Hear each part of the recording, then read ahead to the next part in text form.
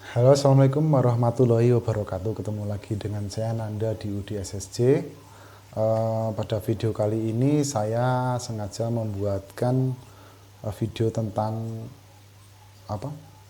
Menjawab pertanyaan-pertanyaan ya. Karena memang akhir-akhir ini, mohon maaf kita tidak sempat balas pertanyaan-pertanyaan yang sudah masuk dari WA atau dari DM. Karena memang akhir-akhir ini kita lagi lumayan padat banget ngurusin soal pengiriman-pengiriman, karena memang kebetulan permintaan dari luar daerah yang dari biasanya luar kota, luar pulau itu lumayan banyak. Jadi kita lagi fokus untuk mengurusi pengiriman atau lagi banyak berurusan dengan ekspedisi. Oh ya, untuk teman-teman, sebelum saya lanjutkan video ini, untuk teman-teman yang berada di luar daerah kami yang ingin membutuhkan bata AT, bata press, bata expose, bata tempel, nanti teman-teman bisa hubungi kami melalui deskripsi yang sudah akan kami cantumkan di bawah. Oke, mungkin supaya tidak berlama-lama lagi, kita langsung saja menuju ke sesi pertanyaannya. Ya, itu Mbak tolong dibacakan pertanyaannya apa aja. Pertanyaannya ini dari jauh nih, orang jauh. Dari mana itu kok jauh? Dari Pantai Gading, Afrika. Pantai Gading, Afrika. Oh iya, dari itu Mas Marcelo ya. Halo Mas Marcelo yang ada di Afrika, salam kenal dari kita, dari Indonesia. Tidak menyangka kok dari Afrika sana itu bisa menyimak progres-progres dari kami, dan katanya kemarin sempat mengikuti kita sudah dari 6 bulan yang lalu ya, dan sudah mencoba untuk memproduksi batu bata yang seperti kita produksi ya. Nah, itu pertanyaannya apa? Yang pertama tuh, bagaimana caranya mengetahui untuk kualitas bahan bakunya, tanah liatnya. Oh ya, untuk mengenai bahan baku, oh ya, semoga nanti Mas Marcelo bisa muncul subtitlenya yang bahasa Inggris ya, karena saya itu tidak bisa bahasa Inggris, apalagi bahasa Afrika. Untuk mengenai tanah liat apa bahan baku, kualitas dari Oh. tanah liatnya. Kuwi pertanyaannya kepiye, coba di anu.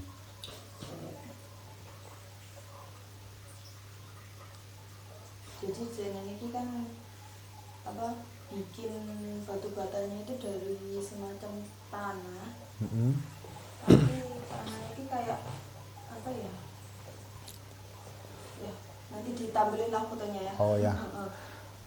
Oh ya, untuk cara memilih bahan baku tanah liat yang bagus itu, jujur saya kalau untuk di Afrika saya kurang tahu, karena memang mungkin jenis tanahnya berbeda dari tanah liat yang ada di Indonesia. Terus saya juga andai saja kalau Mas Marcelo itu bisa mengirimi sampel tanah ke sini, tapi ya biayanya mahal mungkin ya. Itu mungkin saya bisa, ini kurang bagaimana itu mungkin saya bisa menilai. Tetapi kalau untuk gambaran yang ada di sini, khususnya di daerah saya, itu jenis tanah liat yang bagus untuk dijadikan batu bata itu yang tanah liat murni, tetapi itu yang lapisan paling atas itu kira-kira kalau di daerah sana, di daerah saya itu paling tidak lapisan atas untuk misalkan ke bawahnya itu maksimal ya 2 meter. Karena nanti kalau yang di bawah lebih dari 2 meter itu ya kualitasnya masih bagus, cuman nanti penyusutannya itu akan lebih banyak. Misalkan teman-teman mau bikin ukuran 25 kali 12 kali 5,5. Kalau teman-teman pakai cetakan yang ukuran itu, nanti kalau teman-teman pakai tanah liat yang atas, nanti jadinya ya tidak jauh-jauh dari ukuran itu. Pasti ada penyusutan, tetapi sedikit. Tetapi kalau teman-teman itu menggunakan tanah liat yang sudah digali lebih dari 2 meter, itu ada 2 kemungkinan. Yang pertama, kualitasnya tetap bagus tetapi penyusutannya banyak. Yang kedua kualitasnya jelek dan penyusutannya banyak. Nah, itu kenapa? Karena kenapa kok terjadi penyusutan yang sangat banyak? Mungkin karena kalau bahasa Jawanya itu kurang yiyit-yiyitnya itu apa ya? Kalau bahasa Indonesianya itu semacam kayak ya kayak apa ya? Lendir apa ya? Itu kan mengandung kalau kita bahasain kasih air itu kan itu kayak ada kayak lengket-lengketnya itu kayak ada lem-lemnya. Kalau yang tanah liat yang lebih dari 2 meter itu lebih berkurang dan itu gimana ya, mungkin lebih rapuh terhadap terhadap api ya. Itu mungkin jawaban sementara itu, tetapi untuk lebih spesifik untuk tanah di daerah Afrika itu saya benar-benar belum tahu, dan semoga ini bisa menjadi gambaran buat Mas Marcelo yang ada di Pantai Gading Afrika. Terus apa? Terus lagi, kalau kita membuat batu bata itu apakah harus dicampur pakai pasir? Pasir. Harus dicampur pakai pasir apa enggak tuh? Oh, itu pertanyaannya sebenarnya ada kaitannya yang pertanyaan sebelumnya. Misalkan kok teman-teman itu memproduksi, misalkan di daerah teman-teman kok adanya ya cuman tanah liat yang penyusutannya banyak. Untuk menyiasati ya teman-teman itu supaya ukurannya tidak jauh-jauh berbeda dari cetakannya ya menggunakan pasir itu. Karena itu pasir itu kan juga bisa mengurangi penyusutan ya. Dan pasir itu juga bisa lebih mengeraskan bata. Tetapi itu yang saya perlu garis bawah itu hanya mengeraskan, tidak meningkatkan kualitas. Perbedaannya antara keras dan berkualitas? Nah, itu keras itu belum tentu berkualitas, tetapi kalau berkualitas itu sudah pasti keras. Misalkan itu kok tanah, tapi yang saya bahas untuk tanah yang kami produksi ya, misalkan itu dicampuri dicampuri pasir, itu kan nanti sekilas akan terlihat seperti batanya itu keras, dinding dan berat. Tapi kenapa kok itu kualitasnya belum tentu bagus? Nanti pada durability-nya atau durabilitas jangka waktu panjangnya itu tidak bagus kalau kita terlalu banyak menggunakan pasir. Jadi akan lebih rentan terhadap guncangan. Itu kalau istilah bahasa Jawanya itu getas. Apa Indonesianya apa ya? Gampang muncul. Apa ya? Mipril podo Jawa, guys. Apa ya? Kalau istilah Indonesianya itu apa ya? Kalau gak mudah patah itu kalau itu ya. Patah kecil-kecil ini. Nah, itulah. Itu kalau bahasa Jawanya itu getas. Penggunaan pasirnya itu ada batas jumlahnya? Sebaiknya ada, dan kalau lebih bagus lagi ya jangan dikasih. Itu nanti kalau tidak banyak pasir atau sama sekali tidak ada pasirnya kan kalau batanya akan bersifatnya tuh lebih alot atau lebih apa ya, alot itu bahasa Indonesia. Nanti teman-teman yang mungkin tahu mudeng ya alot itu apa. Ate itu kan murni tanpa pasir. Ate ya, kita yang produksi yang di sini kan memang kebanyakan menggunakan tanah liat murni. Cuman kalau kita memproduksi yang press jumbo itu, kita kan tidak campuri pasir tapi kita campuri serbuk. Tujuannya apa? Supaya serbuk itu nanti tercampur dengan bata, dan nanti saat dibakar atau pas pembakaran itu kan serbuknya akan terbakar. Nah, jika serbuknya yang di dalamnya itu terbakar kan akan terjadi rongga-rongga kecil-kecil atau pori-pori yang tujuannya untuk resapan terhadap air semen itu, yang bertujuan supaya nanti batanya akan lebih keras. Nah, seperti itu. Terus pasirnya yang digunakan, misalkan mau dicampur pasir, ada pemilihan jenis pasirnya nggak yang? Misalkan harus ya, misal dari daerah teman-teman bagusnya harus menggunakan pasir ya. Kalau bisa itu menggunakan pasir kali atau pasir beledu. Apa ya bahasa Indonesia itu? Maaf, saya kurang bisa bahasa Indonesia. Ya, pasir lembut itu seperti debu itu loh pasirnya itu. Nah, itu juga nanti lebih bagus daripada menggunakan pasir yang kasar itu, lebih bagus. Jangan kayak gede-gede ya. Jangan, itu pakai yang lembut seperti debu itu pasirnya itu. Tetapi ya perbandingannya ya nanti tidak usah terlalu banyak-banyak, nanti diukur aja dulu, dikasih misalkan 2:1 bagaimana, atau 2:1 atau 3:1. Bikin ya pokoknya trial dan error apa wi? Trial dan error ya. So, pengen gaya nih ngerti bahasanya. Terus berapa lama waktu yang dibutuhkan untuk membakar batu bata? Berapa lama untuk rata-rata kalau sepengetahuan kami dengan jenis bahan baku tanah liat yang ada di daerah kami itu kalau lancar itu paling tidak 18 jam sampai 24 jam. Karena kan yang kita bakar adalah menggunakan tanah liat murni ya. Jadi waktu segitu misalkan kita bakar 30.000 sampai 80.000 pun sampai 100.000 pun tetap segitu. Karena memang jenis bahan bakunya tanah liat murni.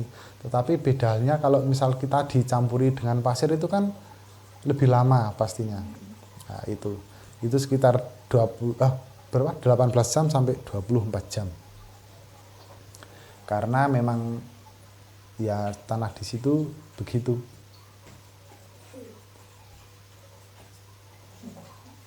Apa lagi? Sebenarnya bagus, jangan ayo lagi bikin menjawab video pertanyaan-pertanyaan buat pemirsa. Sini. Terus Mamali. yang paling penting dari proses membakar batu bata itu bagaimana tuh? Yang paling penting maksudnya bagaimana? Biar proses pembakarannya itu berhasil. Yang paling penting itu apa? Yang paling faktor utamanya yang pertama ya ada beberapa faktor. Yang pertama itu batanya harus benar-benar sudah kering. Sudah kering kan ada biasanya itu kelihatannya sudah kering tetapi dalamnya belum. Kan ada ya. Itu nanti kalau begitu nanti menimbulkan bata itu jadi mudah pecah. Kalau belum benar-benar kering. Terus yang kedua itu dari segi kayu bakar. Kayu bakar itu jangan sekali-kali menggunakan kayu bakar yang mengandung asap yang banyak, atau jangan sekali-kali menggunakan kayu bakar yang masih basah, karena nanti akan menimbulkan efek ngelamus. Ngelamus itu hitam-hitam, tetapi itu hitam bukan yang kematangan ya, hitam-hitam karena terkena asap. Itu. Jadi batanya akan tidak cerah. Jadi menghasilkan warna yang pucat hijau kehitam-hitaman. Itu. Terus yang ketiga itu dari segi penataan. Itu penting untuk teman-teman yang masih baru belajar membakar batu bata, itu penataan itu penting. Karena itu berkaitan dengan sirkulasi aliran api. Itu kalau sirkulasi atau aliran api tidak bisa saling sambung menyambung, nanti akan istilahnya itu mogol. Kalau bahasa Indonesia itu tidak akan matang semuanya karena sirkulasi aliran apinya tidak lancar dari satu bata ke bata yang lain. Itu penting, itu sangat krusial, dan itu masih kadang sering terjadi sama kami. Karena memang sulit teman-teman, kalau kita bakar bata itu sulit, tapi ya tetap harus belajar terus, intinya seperti itu. Terus apalagi, ada pertanyaan apa lagi? Terus tingkat kematangannya, untuk tahu tingkat kematangannya gimana? Tingkat kematangan, nah itu penting sekali ya untuk mengetahui tingkat kematangan, yang khususnya untuk pembakaran menggunakan kayu ya. Kalau kita membakar dengan menggunakan kayu dengan cara penataan yang sama seperti yang kami terapkan, itu cara mengetahui tingkat kematangan dan tidaknya itu gampang sekali. Seluruh bata yang kita buat itu sudah menjadi bara semuanya, artinya sudah merah-merah kayak gunung mau meletus itu loh. Nah itu berarti sudah matang. Dan Yang kedua itu asapnya itu sudah benar-benar hilang. Itu kan beda sekali toh, dari awal pembakaran sampai akhir itu beda asapnya. Kalau awal pembakaran kan asapnya masih banyak banget, itu kan dari airnya. Itu asap uap sebenarnya. Dan kalau kita kasih atap itu kan akan netes-netes toh, kayak seperti hujan itu. Nah itu benar-benar nanti asapnya asap sudah hilang, dan atap yang buat bakar itu sudah tidak ada sudah tidak menetes lagi. Gitu. Itu berarti faktor kematangannya yang bagus. Dan itu jangan terlalu lama. Kalau sudah seperti itu sebaiknya dihentikan untuk pembakarannya, karena nanti kalau terlalu matang nanti juga akan yang pertama nyusut, yang kedua itu melekat satu bata dengan bata yang lain tuh menempel dan susah dijatuh itu karena akan meleleh. Kalau tanah liat yang bagus itu meleleh, meleleh kayak besi itu, jadi melekat dan susah, itu nanti repot juga bongkarnya. Kalau tanah yang tidak bagus, kalau kematangan nanti malah jadi remuk, hancur seperti itu. Yang dari Marcelo masih cukup segitu aja, baru cukup segitu aja. Terus ada pertanyaan yang lain? Oh, mungkin soal warna ya? Warna. Oh ya, untuk teman-teman itu banyak juga yang bukan menanya, tetapi asumsi. Berasumsi kalau bata itu, kalau yang tidak merah warnanya misalkan kuning gitu ya, berasumsi kalau bata itu belum matang, tetapi padahal itu sama sekali tidak benar. Karena memang ada tanah liat tertentu yang menghasilkan warna itu tidak bisa merah. Itu bukan berarti bata itu tidak matang atau tidak bagus. Banyak kok yang warnanya merah banget tapi kualitasnya tidak lebih bagus dari yang warna kuning. Berarti warna itu nggak menentukan kualitas. Untuk teman-teman saya infokan sekali lagi, warna itu bukan menentukan dari kualitas. Cuman bata merah yang sempurna itu ya merah, ya keras, ya halus, ya pokoknya seperti itu. Tapi pasti ada harga yang lebih tinggi jika teman-teman mengharapkan hal kriteria yang seperti itu. Misalkan ya, ini kan warnanya kalau ini tidak terlalu merah ya, tetapi ini kualitasnya bagus nih teman-teman. Dibandingkan dengan ini yang lebih merah, kalau menurut saya ini kualitasnya lebih bagus yang ini yang tidak terlalu merah. Coba ini kualitasnya di bawahnya yang ini. Padahal ini warnanya tidak terlalu merah, malah lebih merah yang ini. Karena memang kembali lagi ke bahan bakunya atau tanah liatnya itu kualitasnya seperti apa. Kadang tuh, nah ini dengan yang ini tadi, ya toh, itu lebih bagus yang kurang merah malahan. Karena pernah saya itu ngirimi konsumen itu mintanya kualitasnya yang bagus. Ya oke, saya kirim kualitas yang bagus, cuman warnanya kok kebetulan tidak yang merah banget, dan itu dikomplain. Terus saya kasih penjelasan, beliaunya juga tidak mau mengerti.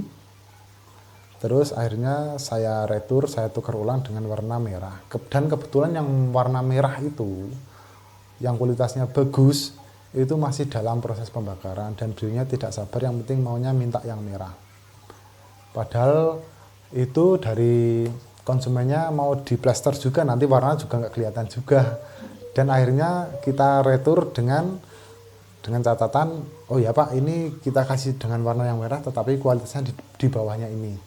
Ya nggak apa-apa, kalau yang merah itu pasti bagus. Oke, terus akhirnya saya kirim, dan bapaknya itu malah suka ternyata. Padahal kalau saya sudah ngasih tahu kalau kualitasnya itu di bawahnya yang tidak terlalu merah itu. Terus belinya, nah ini baru bata ini. Tetapi ya mau gimana lagi, memang kita kadang tuh memberikan penjelasan kepada konsumen ya sudah sedemikian berupa, tetapi memang ada juga konsumen yang tidak mau tahu ya, yang mempunyai prinsip atau apa ya, idealisme tersendiri ya, tapi nggak apa-apa. Tetapi saya tekankan sekali lagi, itu kalau di daerah saya, bata yang bagus itu tidak dilihat dari warnanya, melainkan dari bahan bakunya. Oke, ada pertanyaan lagi?